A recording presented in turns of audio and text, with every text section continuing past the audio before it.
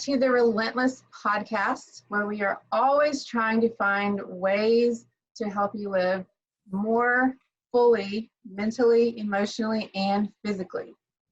I have a special guest today, someone that I have gotten to know a little better over the past year or so.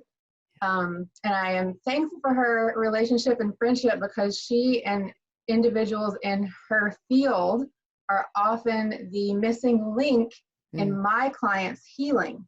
Yeah. So I'm a manual therapist, body worker, and I always say that I deal with the physical expression of mental and emotional trauma. So people come to me because they hurt physically, but I learned very quickly that they are dealing with things in their life that are preventing them from healing, preventing their frozen shoulder from going away, preventing their headaches from going away because of a stressful situation they're either in currently or have been in the past and haven't been able to resolve it. So Kim Honeycutt is my guest today, and she is a psychotherapist.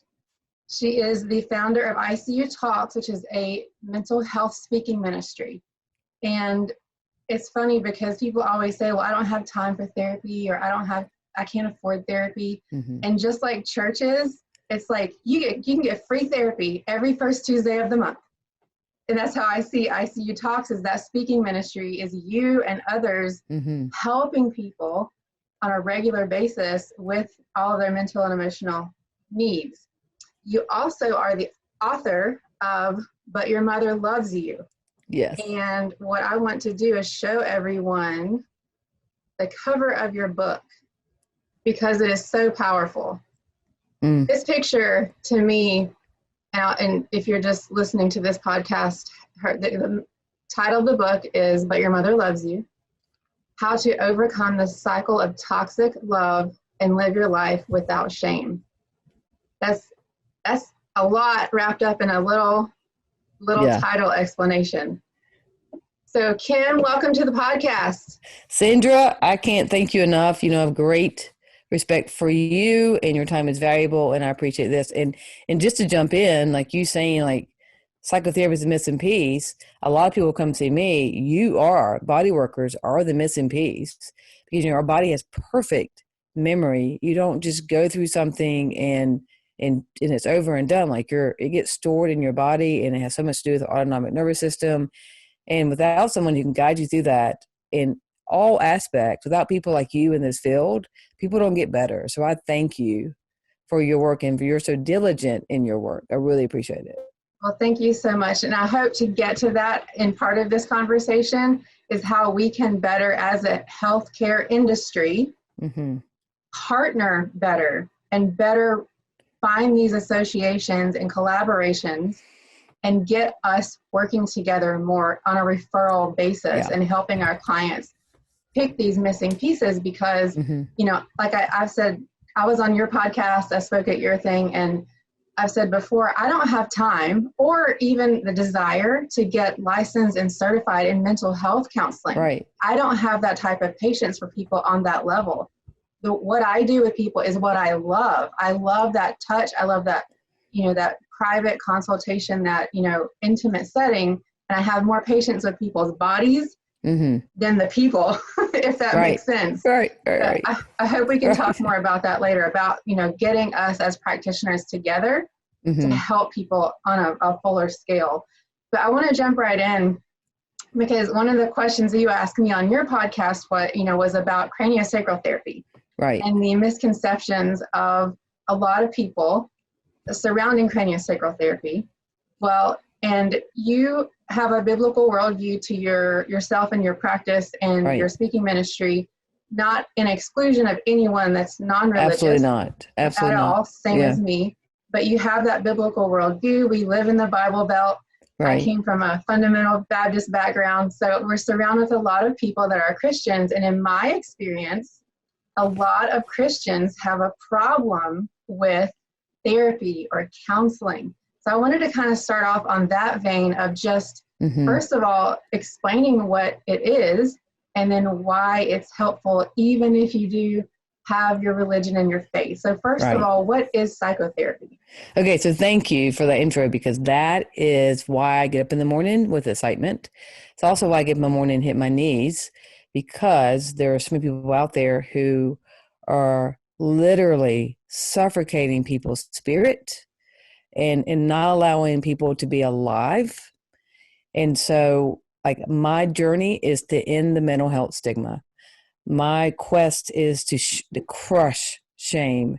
And I mean, just to think about the fact that shame started in the Garden of Eden, it was the first sin, it was the first negative emotion felt, followed soon after by Adam blaming God and Eve. So shame and blame are fraternal twins. So you've got shame telling you you're not good enough, you don't matter. You got blame telling you better spend the rest of your life proving that you're worthy. We got a God who says you don't have to prove a thing to me. And then we got Christians, we got a church as a whole, not all of us, telling people if you're depressed, you need to earn your mental health. You need to do something to feel better because it's something wrong within you instead of an understanding about what's happening in you. It's automatically something's wrong within you. And people who are saying that don't speak the language you and I speak. They can't talk about central nervous system, autonomic nervous system. They don't know what cranial sacral is. And yet, sadly, they are telling people out of their own fear, out of their own instruction they've received in life, telling people who have a medical condition to not seek professional help and to just read their Bible more. And I don't think we can say it enough. I don't think we tell people enough that this is medical. Stop saying it's just anxiety. That is a medical condition. Stop telling people that depression is rooted in your butt. That is scientifically not true. Not true. And so we are actually telling people, I don't know if you want to equate it to cancer, people who have cancer, you're telling them, if you just read your Bible more, you don't need to go to chemotherapy. Like, that's what we're saying to people. And so if I can do something to stop one person from giving that horrific message and possibly causing someone to end their own life, then I'm willing to do anything it takes to do that. And how does psychotherapy do that on a broad scale?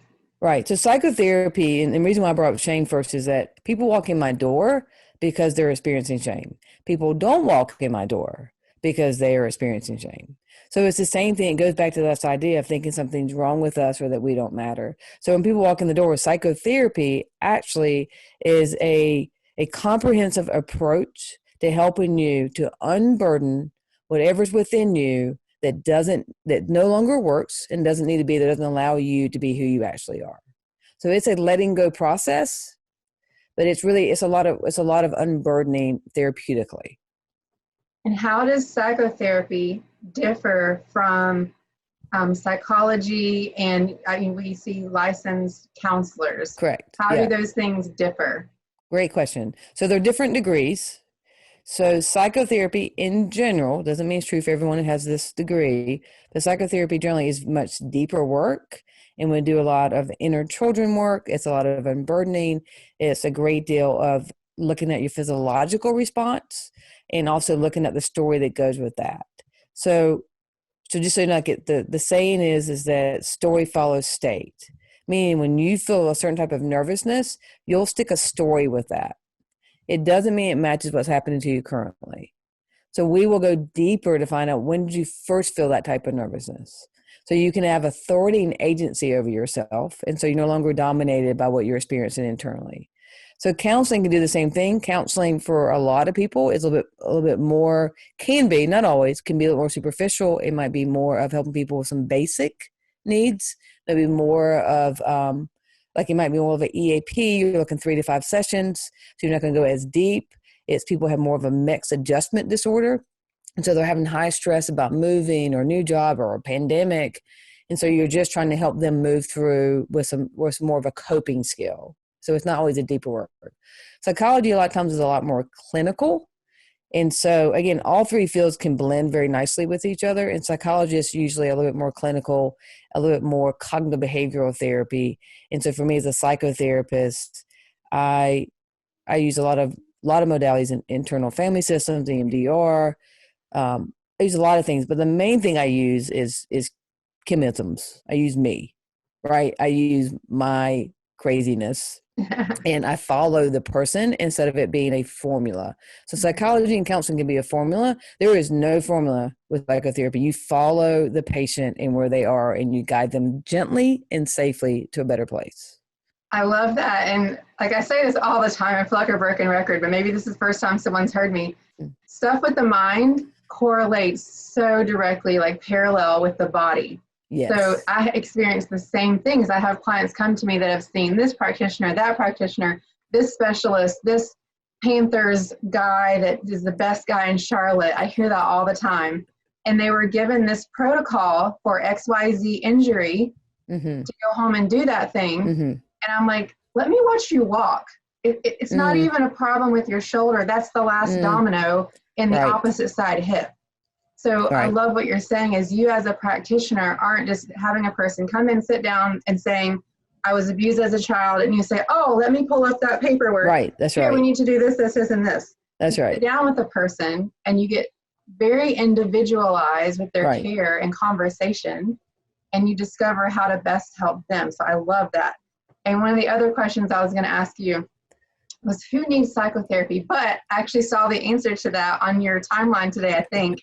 Someone posted a quote that you gave. I think it was something like, if you are alive and have a living relative, you need therapy. That's it. Yeah, that was great. There's a friend of mine named Rod. He was doing a sermon today, and he was using my quote from that because it's really true. And so, you know, if you're really stuck on not going to therapy, it's something to think about. Like and again, is it shame? Is it fear? Did you get taught as a child that weak people do that? You know, like what is it that's keeping you from it? And how many people around you are suffering because you're stuck on a belief as a child or a family belief that it makes me weak to go to therapy? Absolutely. And I know, like, in getting to know you and in, again, like all of your icuTalks are on YouTube. So again, an amazing free resource for people. Plenty of therapy they could get just right there. But I know your mission and your passion is to help people, like you said in the beginning, heal from shame. Right. That is your life's blood. I can see, like, if you were going down in a fire, you'd be like, who can I help? Who needs help? Let me help you with your shame. It's just and I'm the same way. Like, when I go to the gym to work out, I literally have to put like blinders on. So I'm like, hey, stop moving like that. Hey, make sure you're, I want to just grab everybody. Like, you're not moving right. This isn't, you're going to get hurt. And you're the same way when you see people or hear people speak or not speak. You can see things, perceive things on a whole nother level than the average person does. Right. So I know that that's your mission in life. And one of the things that I heard you say in your TED Talk is you have a TED Talk. It's from Charlotte TED Talks, which is amazing. People should go listen to that. And I'll have all the links to the things I'm going to talk about in the show notes so they can go straight to those links.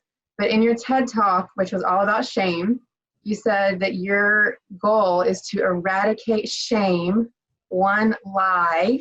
That's right. One life at a time. That's right. Truth can hurt. We all know that. Right. But it does not create bondage. That's right. That's shame's job. Unpack that a little bit for us. Yeah, I would love to. Thank you for bringing that up. So if you think about it, we've all been through something, and outside of like death of a child, horrific experiences, like that is just beyond understanding. But most of us have been through something that really brought us to our knees, and we've needed truth, to find truth over facts, to help us stand back up. But lies will put you under the ground. Lies will bury you. There might be a morsel of truth in it, but shame is just it's a host of lies. It's a web. And so it's the thought of, I didn't get picked for the soccer team as a kid. All of a sudden, I'll never get picked for a team. I'll never be good enough, right? Like it becomes so catastrophic. And the fear that comes in, we have so much trauma of rejection. We have so much trauma of rejection around our emotional needs. And so shame will tell you you're not worthy of your emotional needs being met, so much so that we don't learn to receive. So what we do is we go into behavior, and we're always doing is performative, which goes back to blame. Blame makes you perform, and it affects your thoughts, and you're constantly fighting against your own thoughts. You're really fighting against belief of shame, but through your thoughts of, well, if I just go do this for somebody else, If I just, and what happens in time is that you start thinking, well, no one's there for me, but still out of a place of emptiness, you're doing for other people constantly. And it all goes back to a lie of thinking that you're not worthy, but other people are. It's never been true. It's never been. You can base your whole life on a lie. So I want to eradicate that. I want people to be able to go through and have their system and their method going in and finding out what's the, not just a cobweb, find the spider, find the initial lie and squash it so that you can stand up on truth. And then that lie becomes, that's how you become relentless. It becomes your stepping stool. It's what you stand on to get a better view in life so you can start seeing who you actually are. A lot of our process, Sandra, is figuring out who we aren't, so we can find out who we are. You said in that TED Talk as well that in doing that, working through that process, you repurpose shame. Yes. How in the world can you repurpose something so horrible? What does that look like? But you've done it, and praise God, I've done it as well. And it's just the idea of like my mother, just from pretty much the get-go, and that's why the cover of the book looks like that. It's a child reaching for a mom, and the mom's back is to the child. And so that's what it's been like for me. It's called an unresolved attachment style. As a child, it's called disorganized. As an adult, it's called unresolved. And so what it means is that I was scared of my mom, but I also wanted her to nurture me. And I had so much shame that she's the one that rejected me and didn't give any development to my sense of self. And so that's incredible rejection. And so part of the lie of that was that it was because I wasn't a good girl, that I believed it was because of how I looked, and that's why she treated me that way. It was so many lies. And so to find truth in that, one of the best things I did was I realized I hated how she treated me, but I treated myself the same way she treated me. And that was a huge breakthrough to realize I can't stop her completely from abusing me, but I can stop abusing me. That is how you repurpose shame. Getting agency over yourself is so powerful. And you listen to a lot of the shame and blame, then everybody else has agency over you. But we're called to have agency over ourselves. And that, when people are trying to either decide to get help with you or treatment in any capacity, what I always correlate it to is your car. So if there's a noise going on in your car, you just don't think, I'll put in a new gas pump. Or, that was a weird noise. I'll get some new brake pads. Right. You don't do that. You don't just really guess what you think is wrong. You take it to an expert, someone that has been trained, someone that has devoted their life to understanding this machine, be able to break it down into the parts, figure out what's wrong, buy the right part the first time, hopefully, and get it fixed. And that's what people do with you and people like in my industry, if they have physical issue, is we take the time to figure out by our training, by our intuition, after doing it for so many years. And I love what you just said. You figure out what the spider is. Yeah. Because just like with my industry, people spend so much time chasing different pain patterns and they never get to the root cause. They never get healing. That's right. So I hope to really push home this point with everyone listening. If you are struggling, which everyone is. You're breathing. You're struggling. We're on this side of the dirt. We're struggling with something. That's right. Yeah. Get professional help because that's what they're there for. Their life is devoted to that. So you will only be bettered and shorten the time frame that you're dealing with this thing and lessen the exacerbation of symptoms by having someone in your corner that's a professional. So I hope that everyone gets that, if nothing else, gets that point from this podcast. But I want to take us kind of in a specific direction. For personal reasons, family members that I have that are going through things, again, my clients, because as soon as I start touching people, it's just like these things start coming out. I always kind of joke that I'm a bartender without the alcohol because the power of touch does that to people. It opens up the floodgates of everything in their life. And I hear a lot of stuff. So I hope that through this podcast, and I know your goal is to just help someone. So I really want this conversation for people to walk away with something that will help them figure out why they're hurting, why they're having the symptoms that they have mentally and physically and emotionally. So my business is all stress related and it's the physical capacity, but your business is as well. And so stressors in life come from many avenues. Health, obviously, like true health issues. Mm-hmm. Money is a big one. And then our relationships. Yeah. And if you listen to anything I've ever said before, you'll know this immediately. All of them can make the other one happen. And Absolutely. they usually all end up happening. Absolutely. So it's not that one of them can be in isolation, but I want to talk about specifically our relationships. Because if we have a toxic relationship, either presently or currently going through it, or it was in our past and we haven't resolved it, we haven't figured out how to mentally allocate that situation, we're going to have problems healing and experiencing life to the capacity that we could until we get that resolved. So, and again, I'll put a link to this in the show notes, but on May 19th, on 2015, wow, I was listening to a bunch of, because this is what this is a good, just practical tip for everybody. I very intentionally regulate what comes in my eyes, what comes in my ears. That's good. That's good. People that surround me. So I hardly ever listen to radio anymore. I listen to podcasts to and from work every day. Going to the gym, that's just what I surround myself with. So I was listening to a bunch of your podcasts and icuTalks, and one of them really struck home with me in this idea of relationships. So people that can be dubbed people pleasers. And I think a lot more people will fall into this category once you explain it to us than they think. They think, oh, I'm independent. I don't need people. I wouldn't be. I'm not a people pleaser. But I think it's going to touch a lot more people. So I want to dive into that. And something very interesting that you brought up in that talk was that Christianity often unintentionally creates codependent individuals. It's true.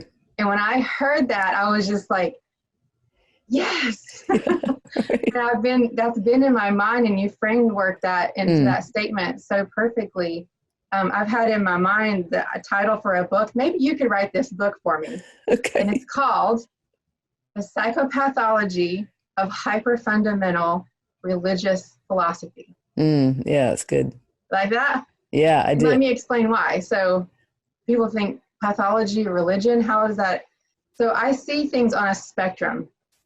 Like if you're looking at the bottom of this screen, right in the middle, the mean is like where things could fall. Like let's just take fitness, for example.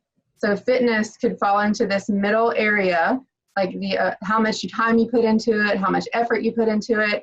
And as you begin to move away from that mean one way or the other, like if you were going to do a competition or a Spartan race, you get much more strict with your regimen. So you're going to get more on that logic, that side of your regimen, and get a little more strict and go that way. If you're not doing that kind of thing, you can be a little more loose with the regimen, a little more, if I miss a couple of days, no big deal. So you're a little more on this side, more of that chaos, the logic, chaos and order, yin and yang, if you like to use that word.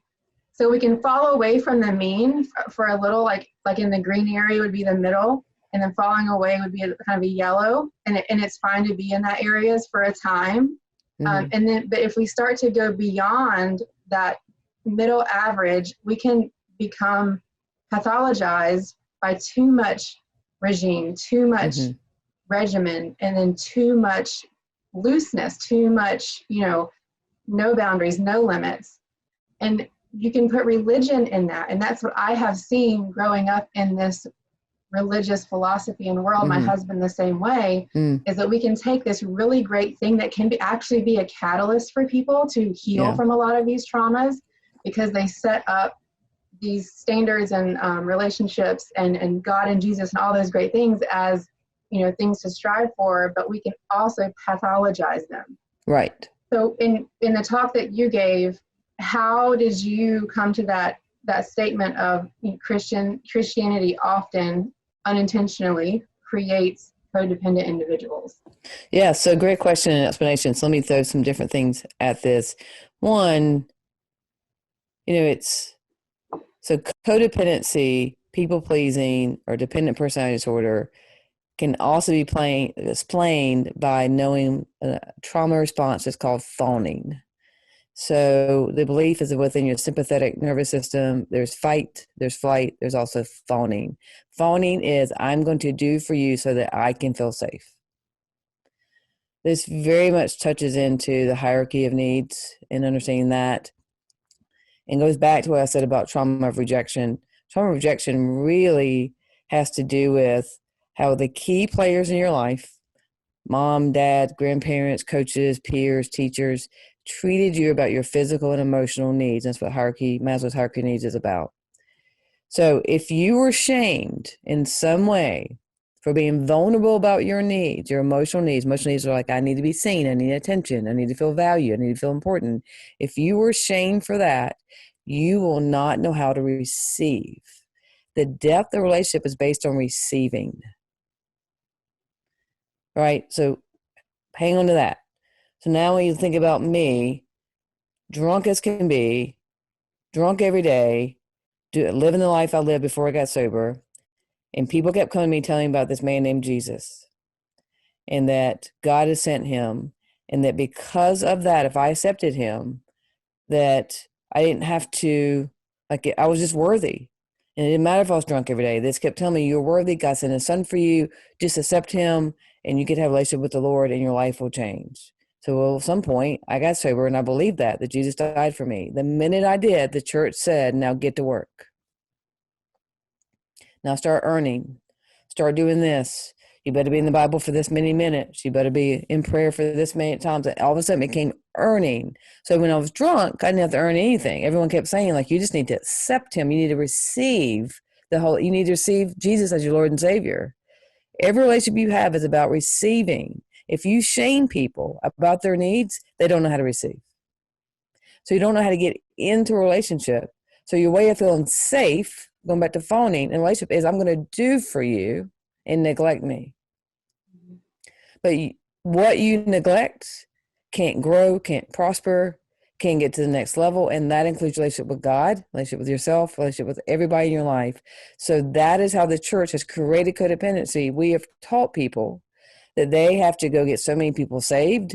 They have to go witness to so many people, that women have got to, that you better be cooking. We got this gender scripting thing going on, that the women's ministry, watch how many women come in on women's night, put out the tablecloths, put out the food, everything, but they never once connect. But they perform the entire time. That is codependency. That is, I am dependent on you being okay so that for 1 second I can feel worthy. And then all of a sudden my cup's empty again, and I got to go right back to doing more for you to feel okay about me. That is not what God's called us to.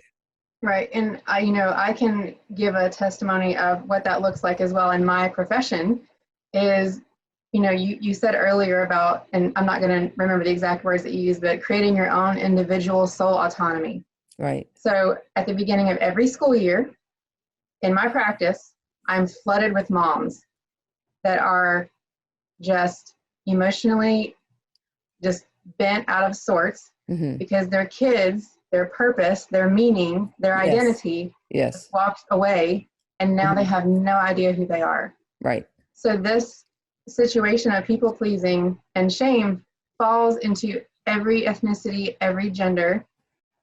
It's not one or the other, but we see it a lot with women. Yes. And I see it a lot with women because of that generational playbook of how relationships are supposed to work. Right. And I do want to unpack some specifics of that because that falls into so many categories of a relationship, all the way into intimacy, that things are supposed to be done because. And that's one of the most dangerous things I can imagine in a relationship is physical intimacy being scripted because it's supposed to be a standard of behavior. We'll get to that later. Okay. But that's a lot, right? So in that talk, you said people pleasing is a selfish disease of loneliness in which the sufferer attempts to fulfill an internal void with external actions with hopes of feeling worthy. Yes. So as we start to think about that, and my mind obviously goes straight to a marriage relationship or intimate relationship, we need to start unpacking, like, how does that even start if we get into relationships because we're in love with someone, it's supposed to be a wonderful thing. Right. It's like a life goal. It's like the thing on the list that everybody's looking for and they want. They end up finding it. But then what I see in friendships and family and my clients is several years down the road, maybe even, they're absolutely miserable. And it all started at the beginning of how that relationship was dictated in that script. Right. So in that talk, you unpacked the bonds that we create in our relationships based on unhealed, maybe toxic versions of that attachment styles with our parents. Right. So you talked about a secure bond, anxious bond, and an avoidant bond. And then so I want you to kind of explain to everyone how our relationships right now in marriage, 10, 15, 20, 30 years later, could not be in the right place because we never figured out or realized how we learned relationships was wrong in the beginning. Right. Okay, so let me throw this out there. Let me throw some resources. If you're interested in understanding your attachment style, the most non-clinical book you can read is called Attached, and the author's name is Dr. Levine. Most non-clinical. If you want to go more clinical or you want to take a really thorough test, go to Diane Poole Heller's website. She's got a great test on there. So it really depends with whom you speak. If there's 4 styles or 5 styles, if you go to England, they have 25 attachment styles. Like, it's really crazy, but I'm going to keep things as basic as possible. And this is part of the gender scripting that Sandra and I are talking about, is that most dads have an avoidant attachment, which means they are very concerned for self. They will never be inconvenienced. They'll never sacrifice. They'll be in the garage doing something, and the woman, again, this is stereotypical, woman is inside just craving more. So the avoidant has a fear of intimacy. The person who has what's called dismissive or preoccupied attachment, that person has a craving for intimacy. So guess what? The fear of intimacy and the person craving intimacy get married. It's the most common American marriage ever. That's why our divorce rate is so high. I remember you said in that talk that marriage is the most common marriage, which means job security for you. Such job security for me and you too, right? What we call job security is CrossFit. Right. So, but to get back to that, so I remember in that talk you were saying a secure bond is a healthy attachment style that we have with our parents, where we feel safe, or we feel heard, we're loved and cared for. And I think you said like 3% of people have. Actually, the percentages, it's really controversial. But so for those of you who understand autonomic nervous system, but if you're in ventral vagal, that's a place of connection. It's your safety connection, your social engagement. It means you might be in a disagreement with your spouse or your mom, dad, loved one, but you can stay in ventral vagal because your trauma of rejection is not there. A disagreement doesn't automatically mean slamming doors, running out of the house. For those of us who have trauma, that we're so scared that I'm going to say one thing wrong to my new boyfriend, girlfriend, whoever's listening, and they're going to leave me. So, or abandonment comes up. So we don't say, again, it goes back to emotional needs. You won't have a voice. You won't be that vulnerable. So the person can't adapt and realize who you are, because we'll show up with personality. And I won't go into this too much, but personality is really a composite of your defense mechanisms, your strategies, your adaptations that you use in a relationship so that you don't get hurt. We're not called to personality. We're called to connection. We're not called to protection. We're called to connect to each other. And that means being who you actually are, which is not your personality.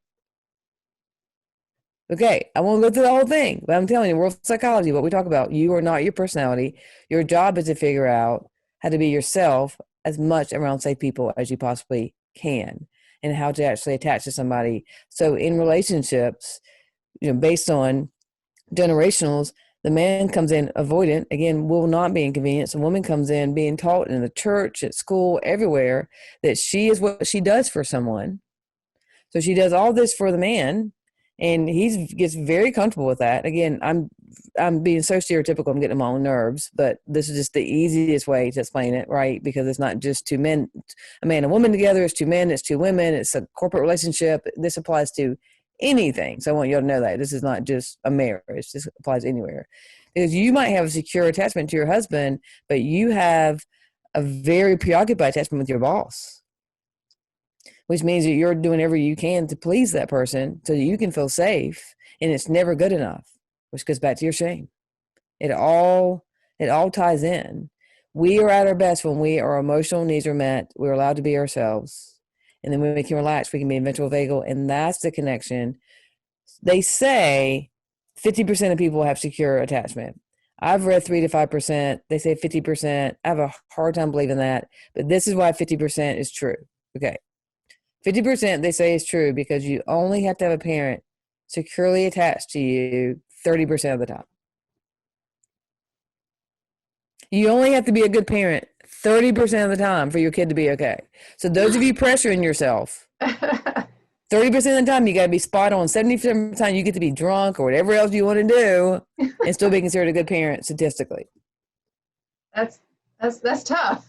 That's tough. That's crazy. Yeah. That is why I don't see how you can, it's so getting by with those numbers. I don't think it's going to come out really well for the kids. No, it doesn't. So what's important is, like, y'all Google this. Like, I regularly read what's a secure attachment and compare it to relationship that I'm in. I regularly look at what's an avoidant characteristics and criteria just to be reminded of, like, oh, not texting someone back is a attachment style.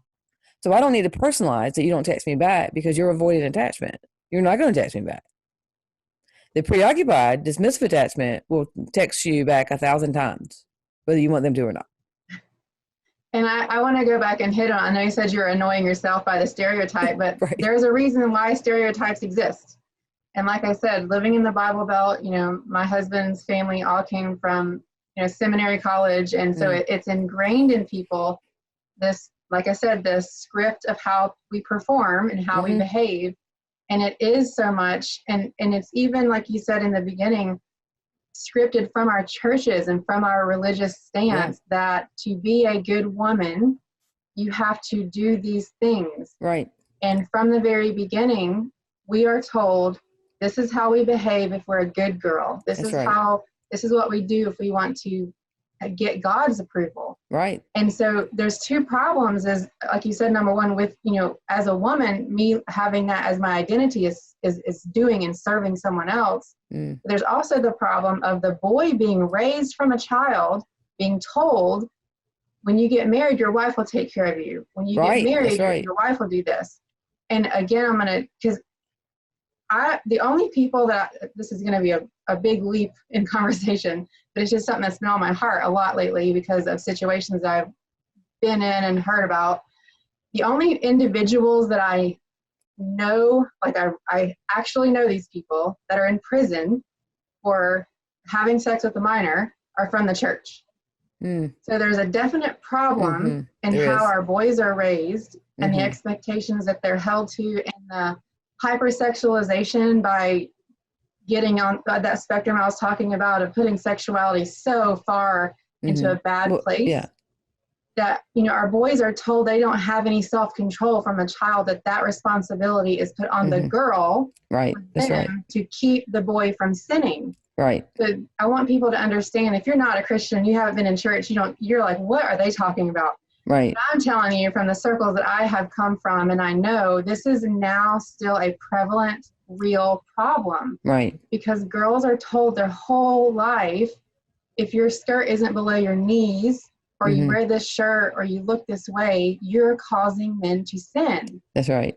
And so that sexual part of it is like a really bad side of it, but it goes into everything that we were created to keep the wind in their sails. And I've been married for 22 years. I'm happy and I'm thankful, but I picked my partner intentionally to not recreate that pattern. Right. So as we are talking to people, and there are people listening, either husbands or wives, that are hopefully starting to hear something that is relevant to their life, how do they start to see these things and to start working on them? Because, obviously, unless there's abuse in a relationship, you don't want to end a relationship because you all of a sudden have come to the knowledge and awareness that how we're working this thing out isn't right. Yeah.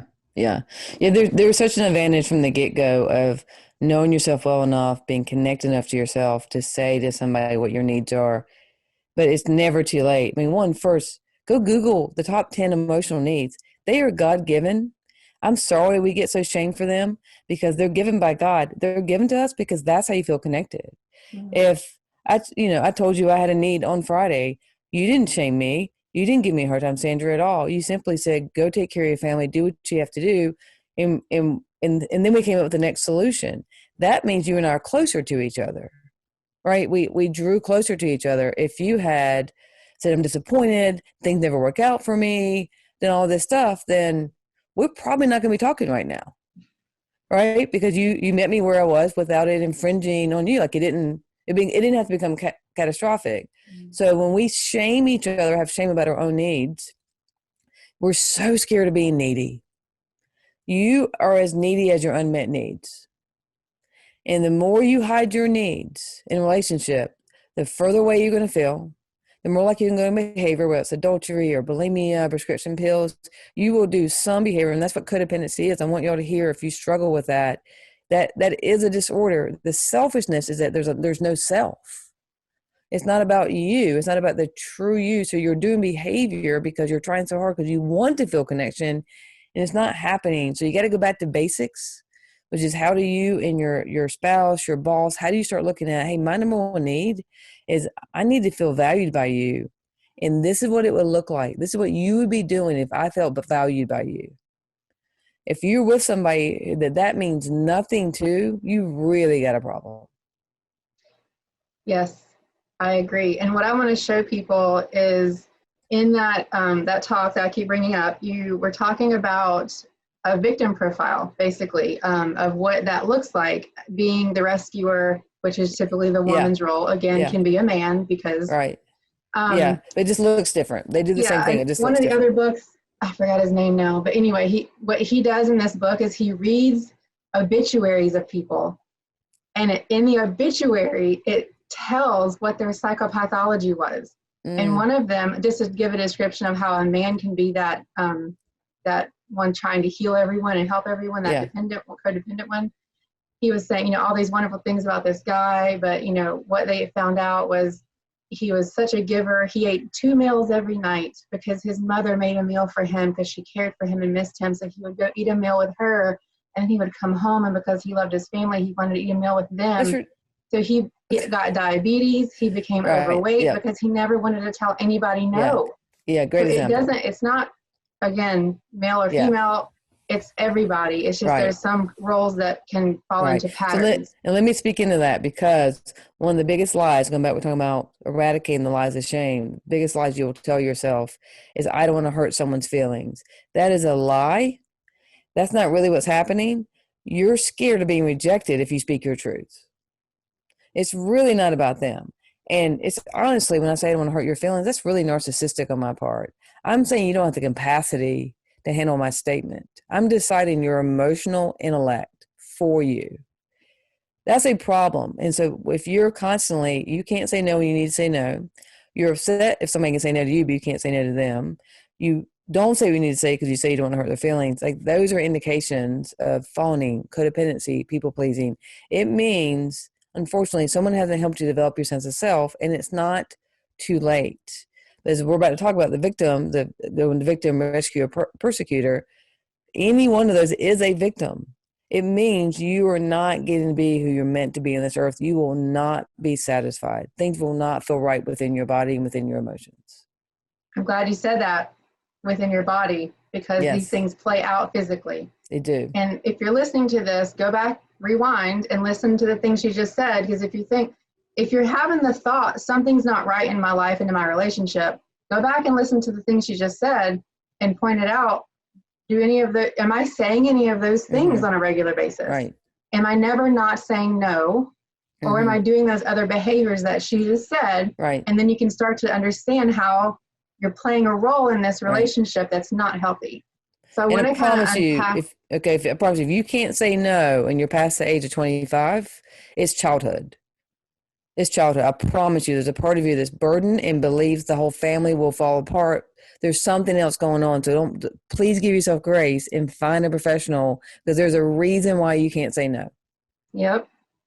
All right. So what this shows, and I saw this from Liz Burkholder. I want to give her a shout out because this is where I first saw this documented. She's another practitioner in our area, but it so well defines what we're talking about. And again, if all of this information is new to you, it's kind of like what in the world is going on? So I'm hoping that by actually dictating out these definitions, and you can unpack these more, but people will start to hear themselves in these definitions. So this is what a victim triangle and a definition of boundaries and not having boundaries looks like.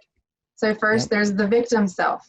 Very loose boundaries. Let everyone in. Can't stand up for myself. Passive. Allows others to run over me. Trust everyone. Unsure where I end and others begin.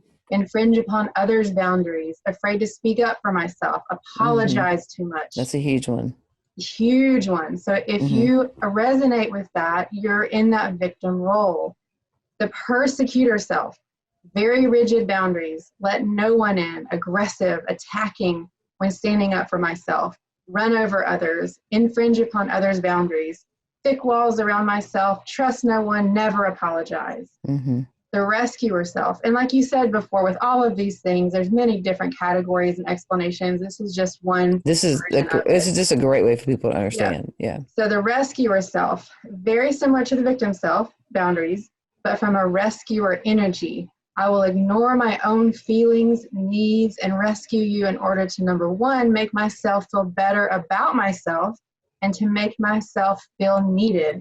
And number two, to distract myself from the fact that I need to rescue and empower myself, and that I need to learn to have set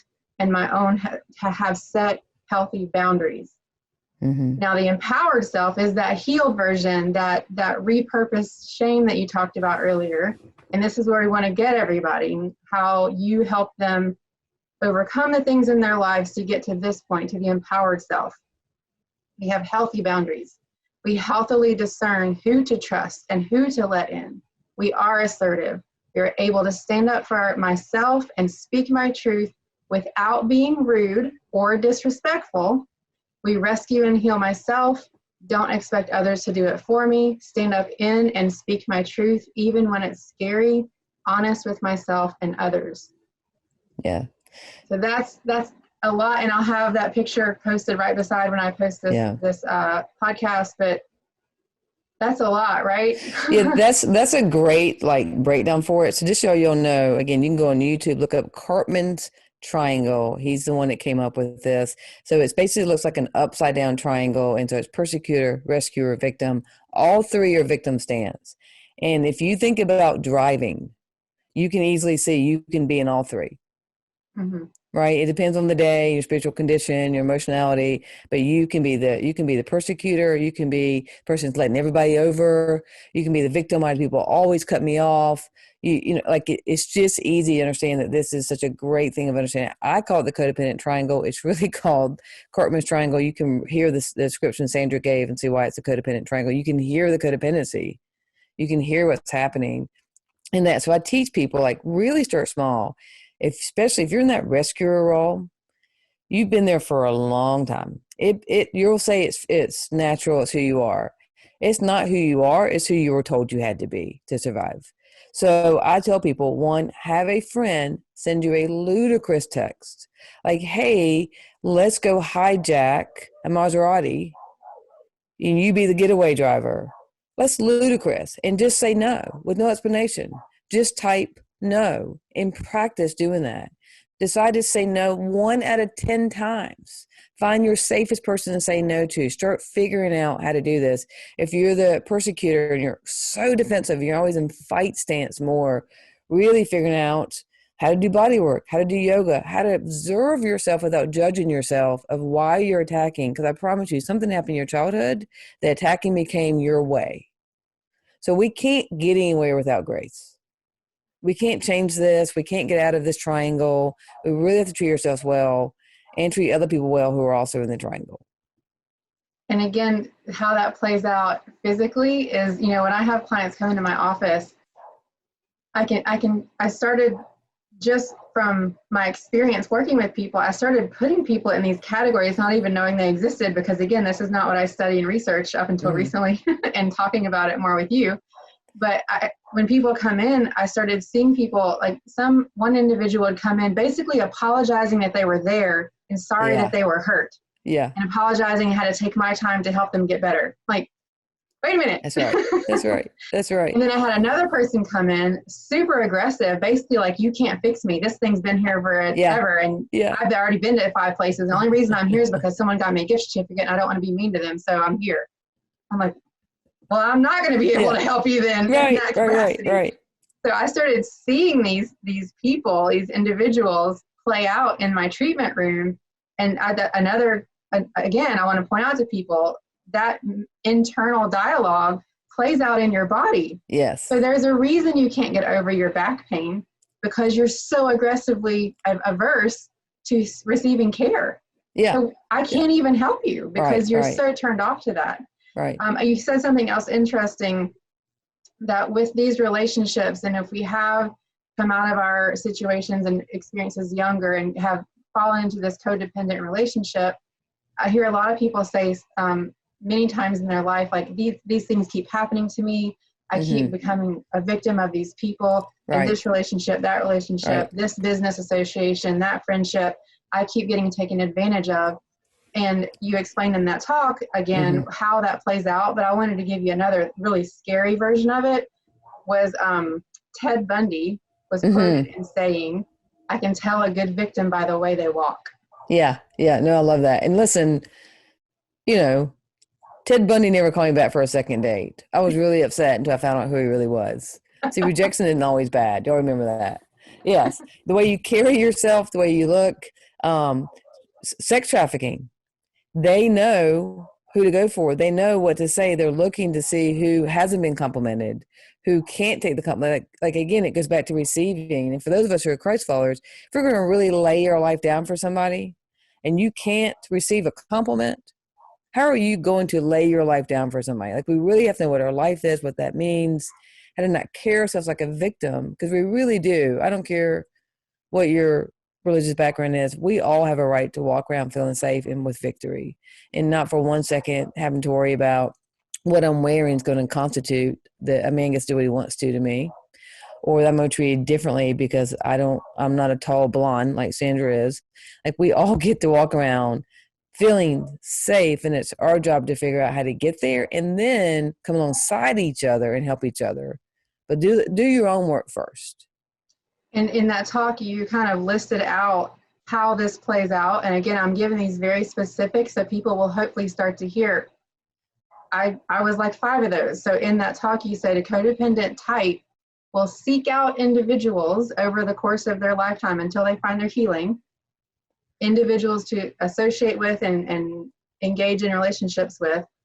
That other person is often unemployed, irresponsible, an underachiever, mentally ill, an addict, and they gravitate towards those people because they're finding those people that need them. Right. So people, explain to people how they could continue to make bad decisions or get involved in bad relationships because they haven't discovered their healing yet.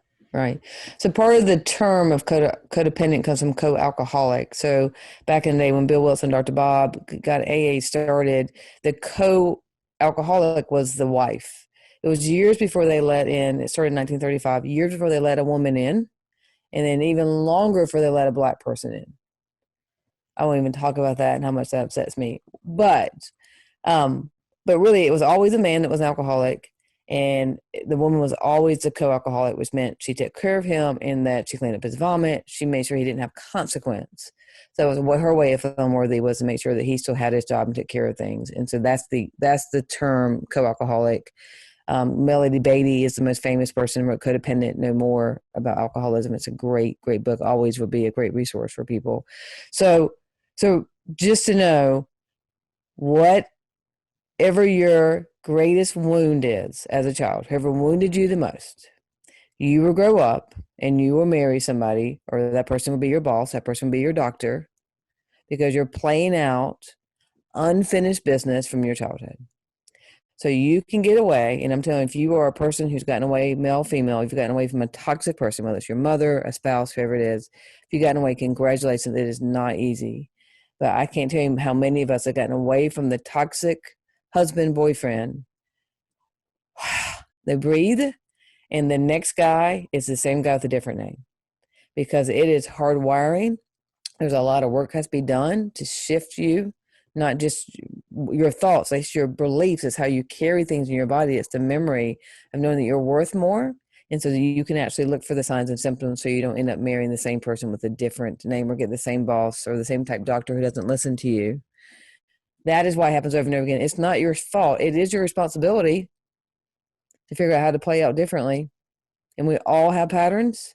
We all have things that keep happening to us, and they will stop when we start interacting with it differently. That's the repurposing.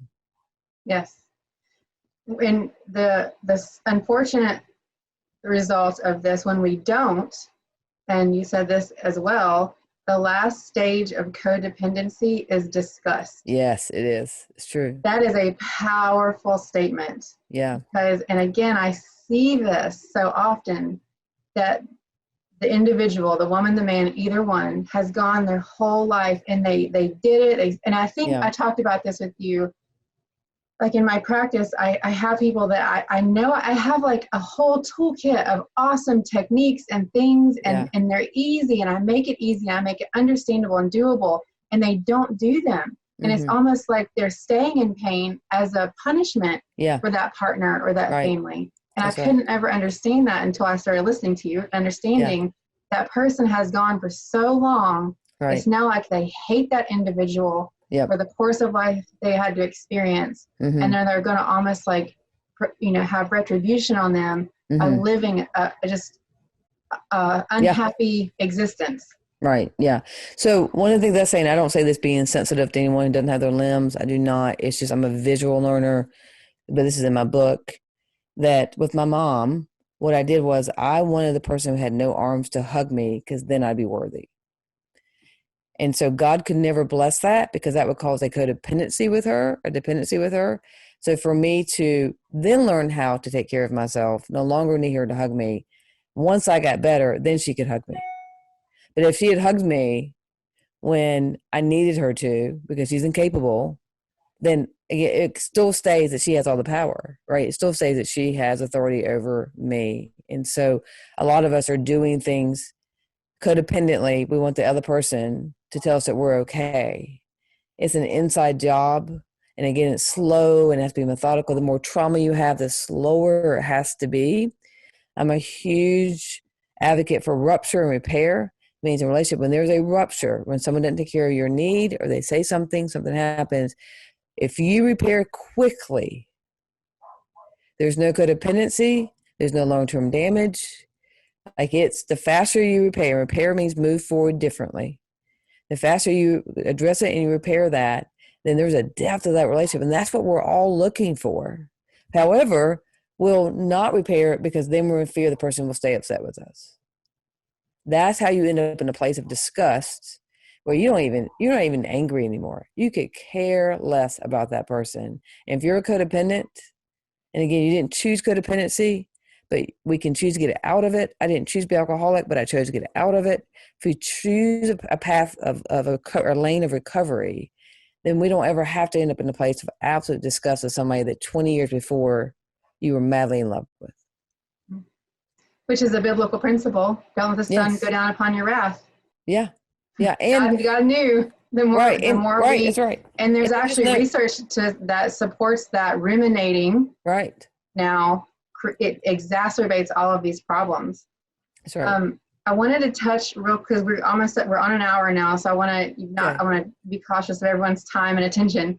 But I want to touch briefly. It's not a brief topic. It's a very deep topic, but I want to bring it to everyone's awareness. I touched on it earlier. When you were talking about having authority over your own mind and body, going back to your relationships and in marriage or in intimacy, I want you to speak a little bit on that intimate relationship, because again, especially in Christianity, we as women are taught that our bodies belong to our husbands. And I know that there are relationships where it is mandated and I get what I want when I want it because I have needs and your body is mine and you submit to my authority and my needs and my requests. And I've never experienced this. I know I've heard of these things and I hear stories, but I cannot fathom in my brain, I can't comprehend in my heart what it would be like to be in a situation, in a circumstance like that, where in what is supposed to be a loving relationship, intimacy is forced. Like I said, I listen to a lot of podcasts, and I recently heard someone talking about, and I listened to a very wide genre of individuals. So this was a comedian, so a very, broad mindset type person, but she was giving very explicit details of her engagements and circumstances and experiences. And she was sharing information about the style of intimacy kind of going on in her time of her life, that men were demanding violent sexual acts. And that was just the standard. And she thought that's what everybody wanted. And then she ended up being with someone else. And so she started performing and doing that thing. And he's like, what in the world is going on? And she was like, well, I thought that was what everybody wanted. And that doesn't just happen in random relationships. I know this happens in Christian marriages where these things are demanded. And I can't imagine anything else being so degrading. And when I imagine when a woman goes through those time in those years and gives into that and suppresses that fear and anger and just disappointment she'd be treated that way. Can you speak a little bit on that ownership of your body and the right to say no or to create that dialogue again? Because, and I'm rambling right now, I'm sorry, but it goes back to our boys are taught that it's their right to do this. So that's all they hear growing up is once I get, if they have this belief that they don't engage in intimacy and sexual acts before they're married, after that, game's on, and it's all of what I want when I want it.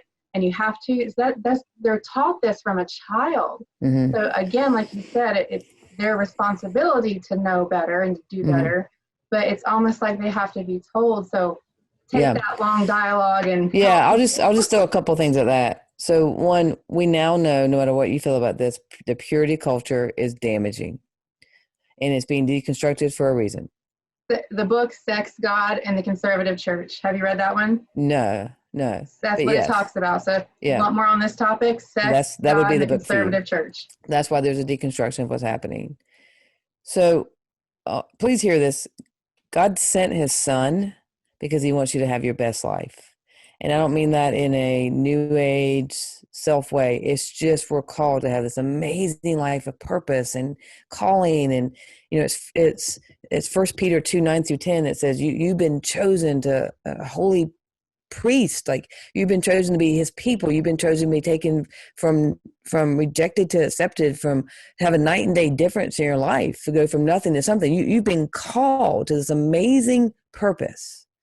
The only way to do that, the only way to be your best and to know you're chosen and step into that truth is to know and believe in your heart you're not worthy of being abused.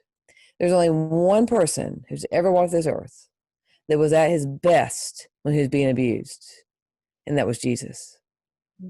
No one else is at their best when they're being abused. He was abused, so we don't have to be. So if you're in a marriage being abused and someone's manipulating scripture like that, that's not scripture. That's not God's word. That's not God's intent for you. He had his son be abused, so you don't have to be. So if you're in an abusive relationship, I know it's not easy, but something has to change for you. And please find the right professional help. And then find the right person who is of clergy who will not tell you that you don't have a voice when Jesus died for you to have a voice. Absolutely. I couldn't have put it any better.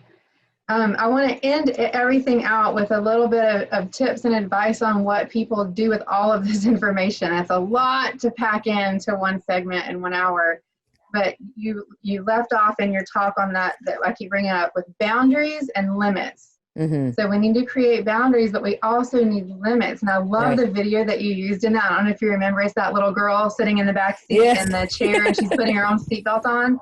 I love that video because you can very much see that she's only repeating what she's heard her parents saying to her. Because she's what, like 4 or 5 or something? Right. So little. She's trying to put on a seatbelt, and her dad wants to help. And she's like, no, I'll do it by myself. You drive. I'll do it by myself. But she's only repeating that because her parents, I think she probably is going to have a good, healthy attachment with her parents. Right. Because they were enabling her to be powerful and to do things on her own. Yeah. So when it comes to limits, you also said that when you started your healing journey, and I don't think we're going to have time to get into your story, you have to go buy her book so you can read her story and learn her journey of healing.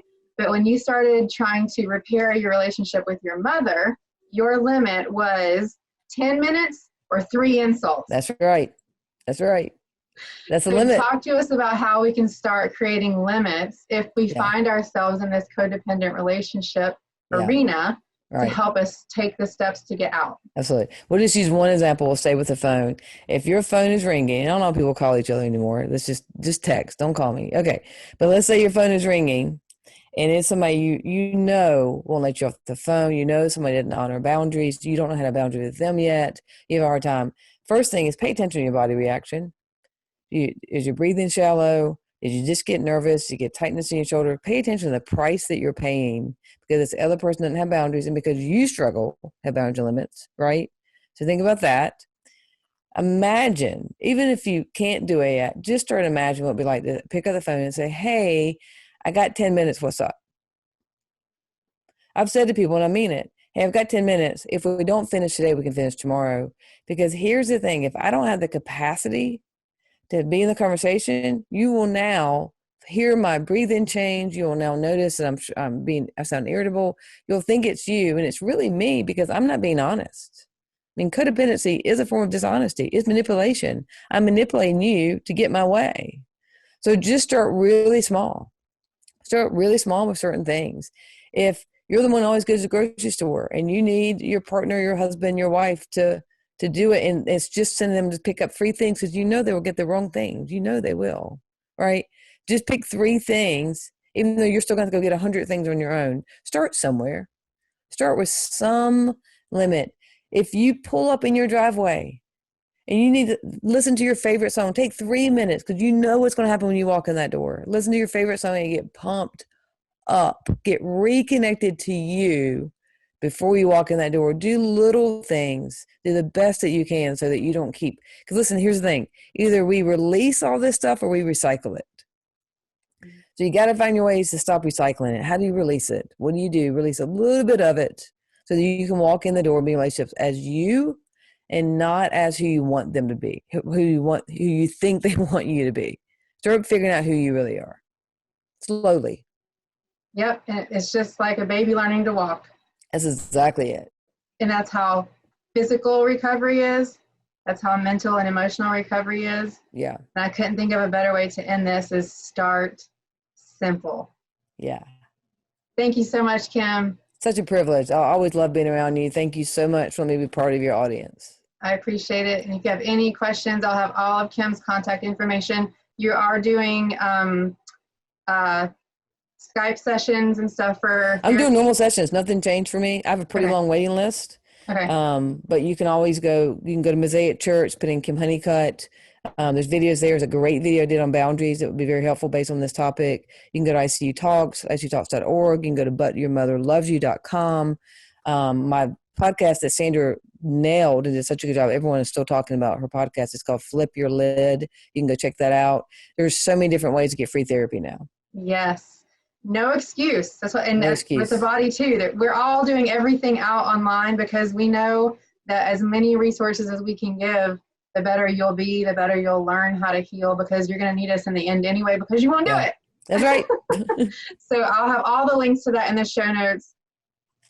As I always say, if you've listened to this whole thing, take one thing, like ignore all of the rest of it. Yeah. Take one little smidgen and try it tomorrow. Yeah. And let us know what it is. Thank you, Kim. I'll see you soon. Thanks, Sandra. Thanks, everybody. Bye-bye.